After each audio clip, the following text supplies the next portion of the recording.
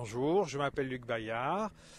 Nous avons décidé de lancer MSL Aero en début d'année 2010.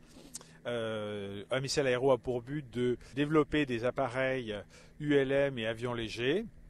Nous débutons ici avec le MSL Type H qui est en fait la continuation ou le descendant du MXP Tayrona, c'est-à-dire qu'il en reprend les caractéristiques de base, mais nous l'avons modifié, amélioré, notamment au niveau de l'aérodynamique et de toutes les structures de façon à optimiser ses performances. Alors, il y a plus de 70 améliorations sur cet appareil qui obtient des performances supérieures ou égales avec 80 chevaux comparé à un appareil qui avait 100 chevaux exactement. Donc dans sa configuration avec radiotranspondeur, l'appareil pèse 280 kg. Bon, évidemment, si vous rajoutez des options, vous prendrez un petit peu de poids. Il faut ajouter également le poids du parachute si vous souhaitez en avoir un. Le Type H est une machine en structure aluminium, donc on entend bien le bruit du métal, fuselage GL aluminium avec un capot quand même en matière fibre de verre. Il y a un train renforcé, notamment par rapport au MXP Tayrona qui avait certaines faiblesses de ce côté-là. Donc celui-ci ne devrait plus souffrir des atterrissages un petit peu délicats. Pour un confort de pilotage, nous avons également intégré un trim électrique aux manches ainsi que des volets électriques avec une commande au tableau de bord.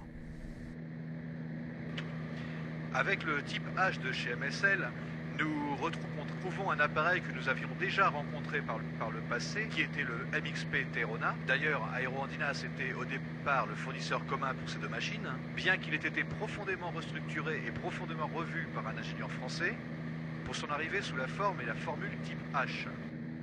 Cette machine est vraiment construite à la manière des machines colombiennes, c'est-à-dire une machine rustique en termes d'apparence, mais on sent que c'est solide, que c'est construit de façon sûre, à la manière des avions américains aussi. Donc, un appareil qui est assez stable, qui n'est pas très confortable en termes de commande. Pour l'instant, j'ai des palonniers qui semblent un peu raides, un manche qui est un peu raide. En revanche, on a une bille soudée pour une machine qui est parfaitement saine, qui se pilote à l'instinct. Il faudra à peu près 5 minutes pour s'y habituer. Et au bout de 5 minutes, vraiment, on peut être lâché et se faire grand plaisir avec.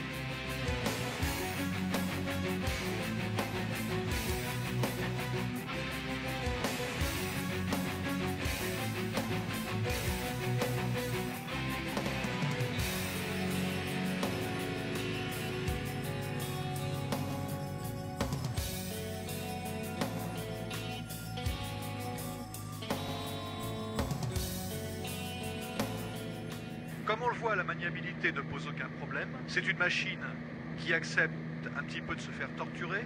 La bille n'est pas une sauvage, on va perdre une demi-bille dans l'aventure. Et hop, on va faire un petit virage dans l'autre sens. Ce qui ne pose pas plus de problème. Il est un petit peu lent aux ailerons.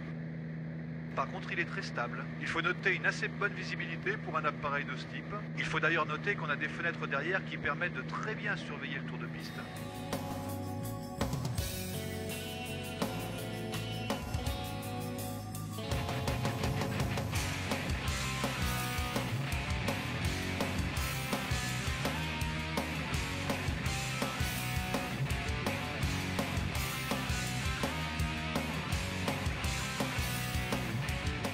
Nous avons conçu la machine pour atteindre des vitesses de 190 à 200 km/h, ce qui correspond à la VNO.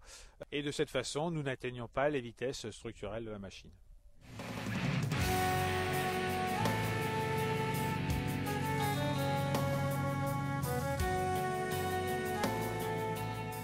On est là dans une météo relativement turbulente.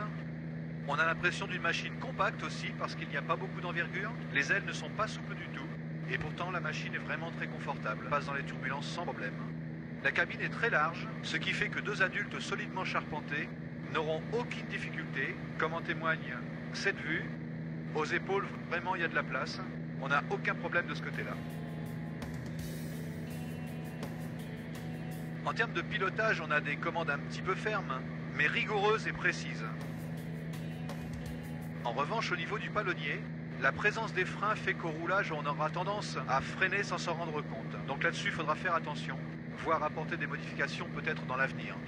L'ergonomie globale, il n'y a rien à dire. On a un manche central, on a des commandes de gaz et doublées, ce qui fait que vraiment les pilotes main droite n'auront aucun souci pour s'habituer à cette machine, laquelle d'ailleurs ne pose pas de problème de pilotage. C'est une machine simple. Au niveau aération, on a ce qu'il faut avec un aérateur diamètre 80 de type ULM. C'est à ce jour ce qu'on a fait de mieux pour rafraîchir la cabine d'un ULM.